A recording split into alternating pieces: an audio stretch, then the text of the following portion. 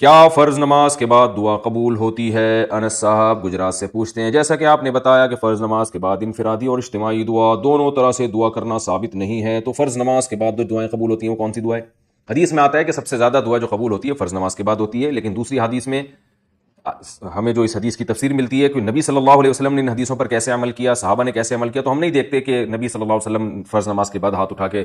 دعائیں مانگا کرتے تھے، یا صحابہ کرام میں یہ معمول تھا جیسے ہمارے ہاں مسجدوں میں معمول ہے، یہ رواج نہیں تھا۔ تو بلکہ ہمیں حدیث میں وظائف ملتے ہیں کہ آپ صلی اللہ علیہ وسلم فرض نماز کے بعد آپ نے ترغیب دی اللہم انت السلام پڑھنے کی، اللہم لا مانع لما اعطیت ولا معطی لما منعت ولا ينفع ذا الجد منک الجد، یہ وظائف ہیں جن کو دعا کہا گیا ہے۔ جیسے مسجد میں داخل ہونے کی دعا ہے نا، تو وہ دعا، اب یہ نہیں کہ آپ ہاتھ اٹھا کے دعا مانگنا شروع کر دیں، بلکہ وہ وظیفہ ہے۔ جب آپ مسجد میں داخل ہوں گے درود شریف پڑھ کے اللہم افتح لی ابواب رحمتک، اس کو دعا کہا گیا ہے، تو یہ قبول ہوتی ہے۔ مسجد سے نکلنے کی دعا، اذان کے بعد کی دعا اللہم رب ہذہ الدعوۃ التامہ، تو اسی طرح نمازوں کے بعد کی دعائیں جو ہیں وہ مقرر کلمات ہیں، منقول کلمات ہیں جو آپ صلی اللہ علیہ وسلم پڑھا کرتے تھے، چونکہ صحیح حدیث سے یہ بات ثابت ہے کہ آپ صلی اللہ علیہ وسلم فرض نماز کے بعد اللہم انت السلام کے بقدر بیٹھتے اور پھر کھڑے ہو جاتے، تو یہ صحیح حدیث سے یہ بات ثابت ہے، میں بیان میں اس کا حوالہ بھی دے چکا ہوں۔ تو اور اس سے بھی پتہ چلتا ہے کہ وہ جو فرض نماز کے بعد دعائیں ہیں نا، جو سارے وظائف نبی نے بتائے ہیں، وہ بھی فرض نماز کے متصل بعد نہیں ہیں، بلکہ سنتوں کے بعد ہیں، یعنی فرض نماز جب مکمل ہو جائے سنتوں کے ساتھ اس کے بعد ہیں۔ اس طرح سے تمام حدیثیں جمع ہو جاتی ہیں۔ تو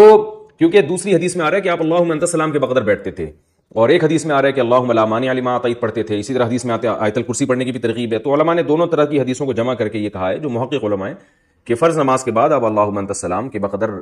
دعا مانگیں، یعنی اللہم انت السلام پڑھیں، یہ خود دعا ہے، اس کے بعد آپ سنتیں پڑھیں، پھر اس کے بعد باقی تمام وظائف آپ کمپلیٹ کریں، اور پھر آپ اگر ہاتھ اٹھا کے دعا مانگنا چاہیں تو جائز ہے، اس میں کوئی حرج نہیں ہے۔ فرض کے بعد جب ہاتھ اٹھا کے پابندی سے لوگ دعا مانگتے ہیں تو لوگ اس کو نماز کا حصہ سمجھتے ہیں۔ جب آپ سنتوں کے بعد اخپل طریقے سے دعا مانگیں گے تو وہ تو مانگیں، جتنی مرضی مانگیں، اس کو لوگ سنت بھی نہیں سمجھتے، وہ جائز ہے، اس میں کوئی حرج نہیں، بشرطے کہ وہ بھی اجتماعی نہ ہو،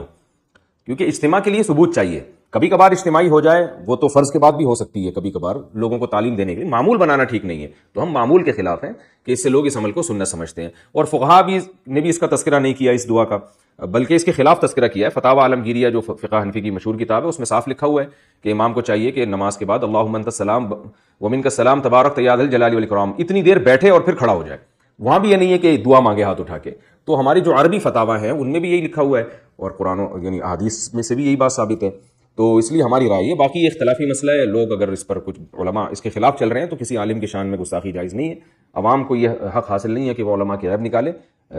جس کو یہ سمجھ میں آ جائے تو اس پر عمل کرے، نہیں سمجھ میں آئے تو بھائی جس کی بات سمجھ میں آ رہی ہے اس پر عمل کرے۔ ایک دوسرے سے لڑے نہیں، اختلاف نہ پھیلائیں، نفرتیں نہ پھیلائیں، چھوٹے چھوٹے مسائل ہیں، یہ کوئی بہت بڑے بڑے مسائل نہیں ہیں، تو اپنی رائے پر عمل کریں، اور کسی کو نہ برا کہیں نہ برا سمجھیں، نہ کسی کو جاہل سمجھیں۔ سب کا مقصد حدیث ہی کو فالو کرنا ہوتا ہے، سوچنے کا انداز سب کا ایک دوسرے سے مختلف ہوتا ہے، لیکن ہماری رائے بہرحال یہ ہے، اور مجھے اس پہ بہت زیادہ اطمینان ہے۔ شرح صدر ہے۔